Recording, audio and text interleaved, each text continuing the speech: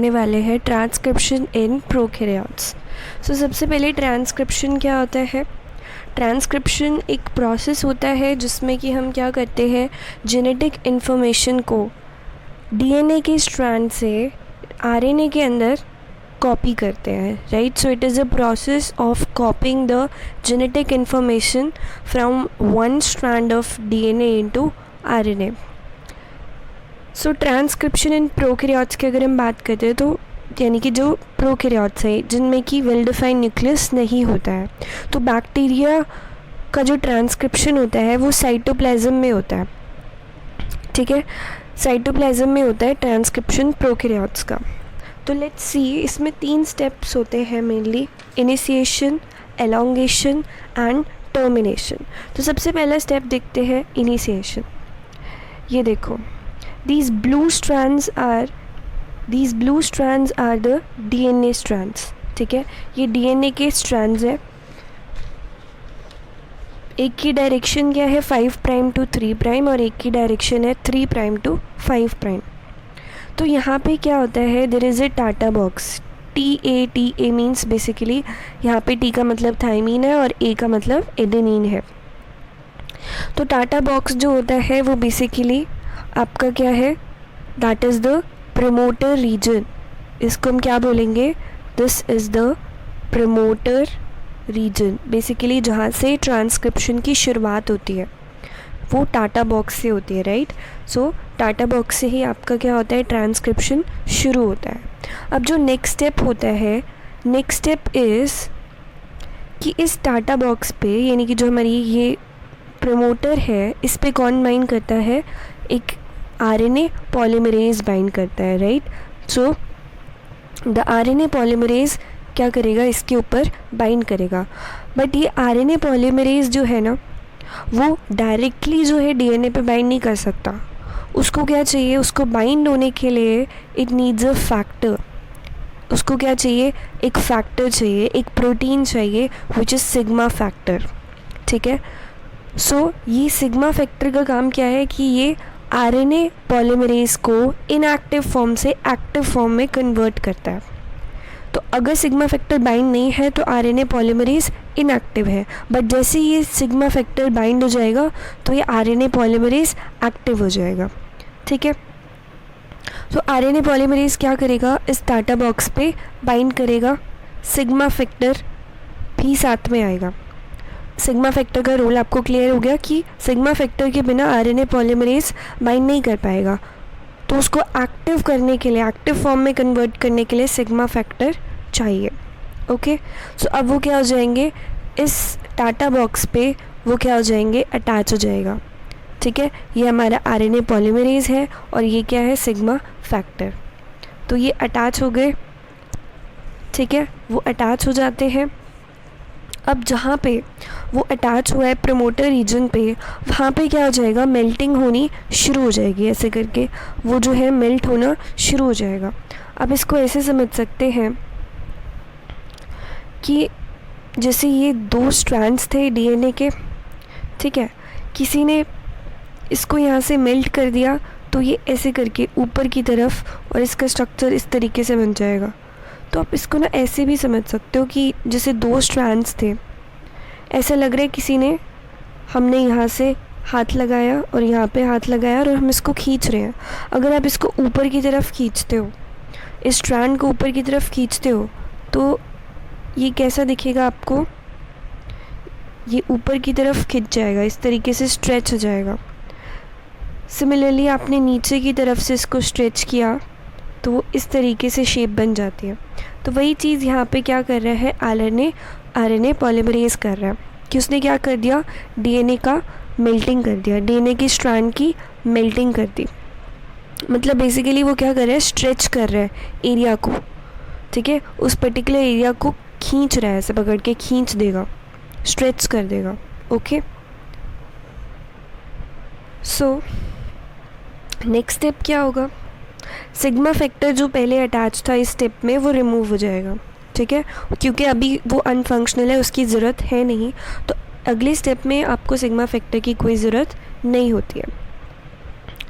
अब क्या होगा, जो आरएनए पॉलीमरेज है वो फॉरवर्ड डायरेक्शन में, this is the forward direction, तो वो फॉरवर्ड डायरेक्शन में मूव करेगा, राइट, फॉरवर्ड डायरेक्शन में वो मूव करेगा 5 प्राइम टू 3 प्राइम डायरेक्शन के अंदर। Okay, so what is the next step? इसके बाद क्या होता है कि आरएनए पॉलीमरेज जैसे आगे मूव करेगा, एज इट मूव्स फॉरवर्ड एक यूनिट जो है आरएनए की रिलीज़ हो जाती है, ठीक है। 1 unit of RNA is generated as the RNA polymerase moves forward. ये वाला जो स्ट्रैंड है वो कौन सा है? Template strand. Okay, this is the template strand. अब नेक्स्ट स्टेप क्या होने वाला है?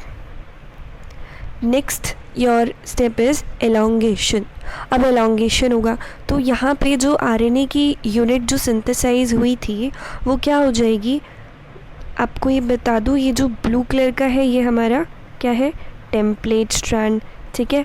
तो जो आपका आरएनए था वो अलाइन हो जाएगा कॉम्प्लीमेंट्री टेम्पलेट स्ट्रैंड के, ठीक है। कॉम्प्लीमेंट्री का मतलब है कि भाई अगर यहाँ पे ग्वेनिन है तो यहाँ पे साइटोसिन होगा, ठीक है। अगर यहाँ पे यूरासिल है तो यहाँ एडेनिन होगा। ग्वेनिन है, साइटोसिन होगा, एडेनिन है, यहाँ पे यूरासिल है तो यहाँ पे एडेनिन होगा। तो कॉम्प्लीमेंट्री बेस पेयरिंग हो जाती है। कॉम्प्लीमेंट्री बेस पेयरिंग का मतलब क्या है? देखो, ग्वेनिन जो होता है वो साइटोसिन से अटैच होता है, और क्योंकि ये आरएनए है तो यहाँ पे थायमिन की जगह यूरासिल होगा जो कि एडेनिन से बाइंड होगा, ठीक है। This is the complementary base pairing. तो ये आरएनए क्या हो जाएगा? अलाइन हो जाएगा complementary to the template strand. अब क्या होगा? नेक्स्ट स्टेप क्या है? Yes, what would be the next step? ये आपका क्या है? ब्लू कलर का हमें पता है कॉम्प्लीमेंट्री टेम्पलेट स्ट्रैंड है। ये हमारा वही जो न्यूली सिंथेसाइज्ड एमआरएनए जो हमारा यहाँ पे अलाइन हो रखा था, ठीक है। अब यहाँ पे एक इम्पॉर्टेंट रोल आता है प्रोटीन ब्रिज का, ठीक है। तो ये जो येलो पोर्शन आप देख रहे हो, this is the protein bridge. तो प्रोटीन ब्रिज का काम क्या होता है? जैसे जैसे वो आगे जाता है, जैसे जैसे वो फॉरवर्ड डायरेक्शन में आगे की तरफ मूव करता है, वैसे वैसे वो राइबो न्यूक्लियोटाइड्स को ऐड करता जाता है, ठीक है। सो जैसे जैसे ये प्रोटीन ब्रिज आगे जाएगा, ये राइबो न्यूक्लियोटाइड्स जो है, ये राइबो न्यूक्लियोटाइड्स यहाँ पे ऐड होते जाएंगे, right. So protein bridge has a very important role.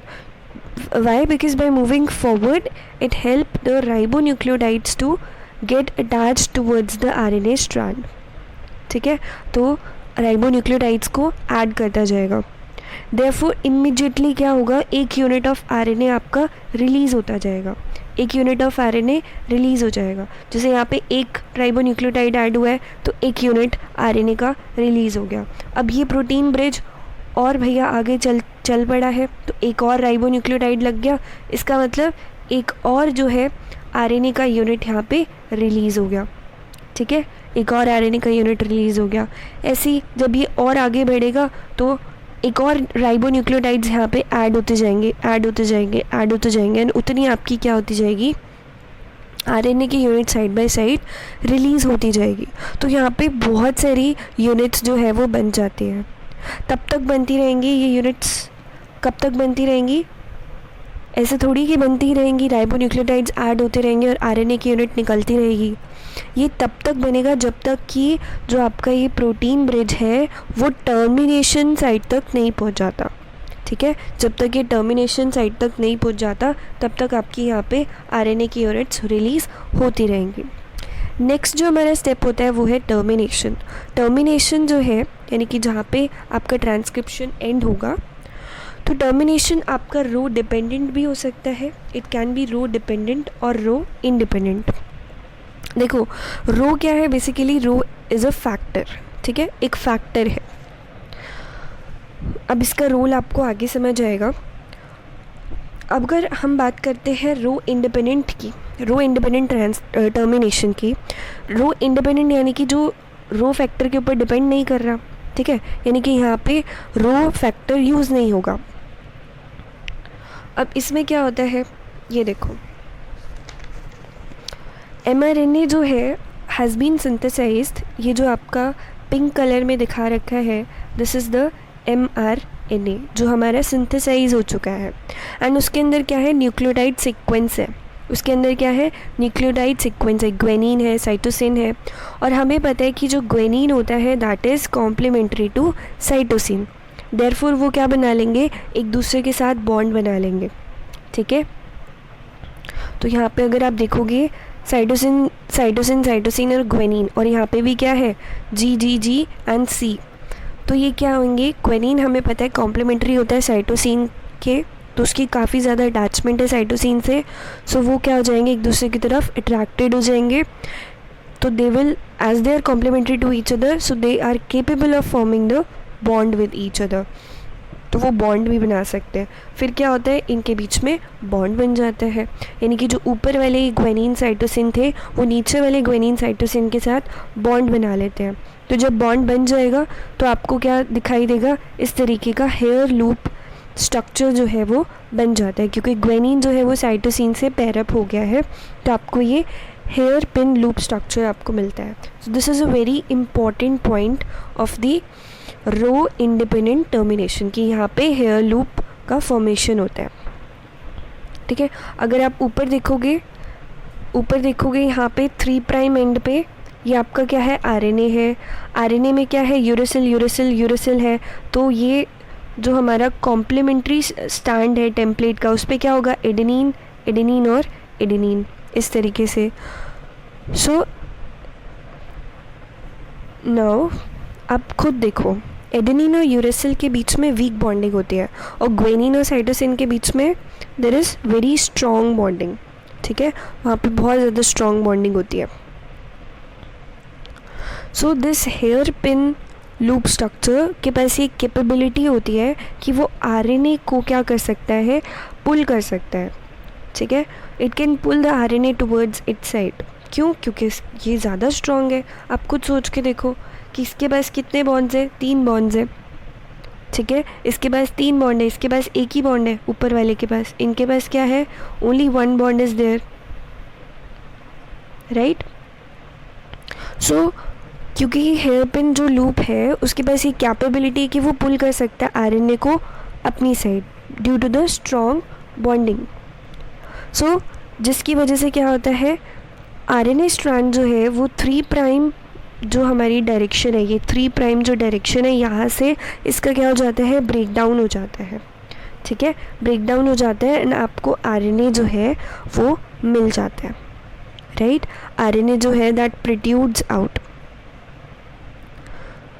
सो यहाँ पे क्योंकि हमारे रो फैक्टर का कोई यूज़ नहीं हुआ है, ग्वेनिन और साइटोसिन की बॉन्डिंग ही इतनी स्ट्रॉन्ग थी कि उसने यूरेसिल एडेनिन को खींच लिया, आरएनए को खींच लिया, पिन लूप ने ड्रैग कर लिया आरएनए को, इसलिए ये क्या है, रो इंडिपेंडेंट प्रोसेस है, क्योंकि यहाँ पे रो फैक्टर का यूज़ नहीं हुआ है।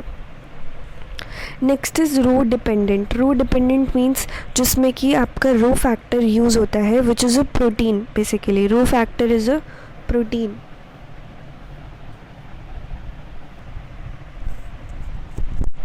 सो या आपका नेक्स्ट स्टेप क्या होगा, ये देखो, ये जो हमारा पिंक कलर का mRNA है, दिस इज़ द mRNA जो हमारा सिंथेसाइज हो गया था। इसके ऊपर क्या होता है guys, it is having a rho utilisation site. सबसे पहले तो आप रो फैक्टर को देख लो, ये दिखता कैसा है। ये इसका ओपन स्ट्रक्चर है, ये जो टर्मिनल है this is the N terminal, नीचे वाला part is the L terminal, और ये अभी यहाँ से खुला हुआ है, ओपन है। ठीक है, सो mRNA जो आपका सिंथेसाइज हुआ था वहाँ पे एक रो यूटिलाइजेशन साइट होती है, यानी कि जहाँ पे आपका जो रो फैक्टर होता है वो बाइंड करता है। So this is the rho utilisation site with, यहाँ पे ये देखो सीक्वेंस क्या है, C that is cytosine cytosine cytosine, 4 बार साइटोसिन है, फिर एडेनिन है, फिर एक यूरेसिल है, फिर साइटोसिन है। So this is the rho utilisation site, means जहाँ पे जो आपका रो फैक्टर है वो आके बाइंड करेगा।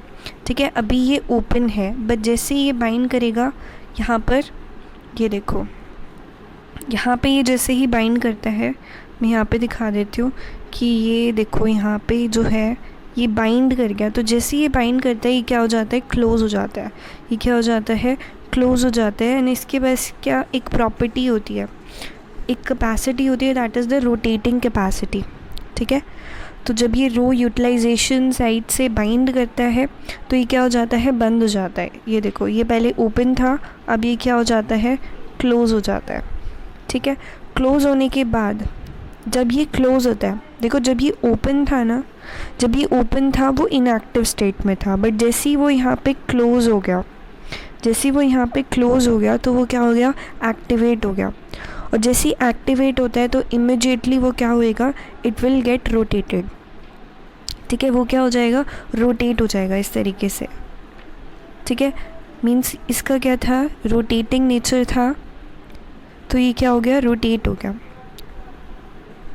ये देखो, ये इस तरीके से क्या कर देता है, यहाँ पे रोटेशन इस तरीके से रोटेट कर देता है। ठीक है, तो आप यहाँ पे देख सकते हो नेक्स्ट डायग्राम के अंदर किसने किस तरीके से रोटेट कर दिया। तो it is having a rotating capacity. जैसे ही वो रो यूटिलाइजेशन साइड पे बाइंड करेगा तो वो क्या हो जाएगा, क्लोज हो जाएगा एंड इट गेट्स एक्टिवेटेड, और इमिजिएटली वो क्या करेगा, it will get rotated. Therefore जैसे ये रोटेट करेगा तो इसकी रोटेटिंग एक्शन की वजह से आपका जो टोटल mRNA है वो क्या हो जाएगा, बाहर प्रोट्रूड आउट हो जाएगा। ठीक है, ये जो आपका टोटल mRNA है वो बाहर आ जाएगा, वो बाहर की तरफ प्रोट्रूडेड हो जाएगा। ठीक है, इस रोटेटिंग एक्शन की वजह से ये देखो एंड में we get the RNA। So this is your termination which is rho dependent, क्योंकि यहाँ पे हमारे पास रो फैक्टर का यूज़ हुआ है, दैट्स वाई हम इसको रो डिपेंडेंट टर्मिनेशन बोलते हैं। ठीक है, ऊपर वाले में रो फैक्टर का यूज़ नहीं हो रहा था इसलिए हमने इसको रो independent bola. So if you like the video, do share it with your friends and don't forget to subscribe the channel. Thank you and have a good day.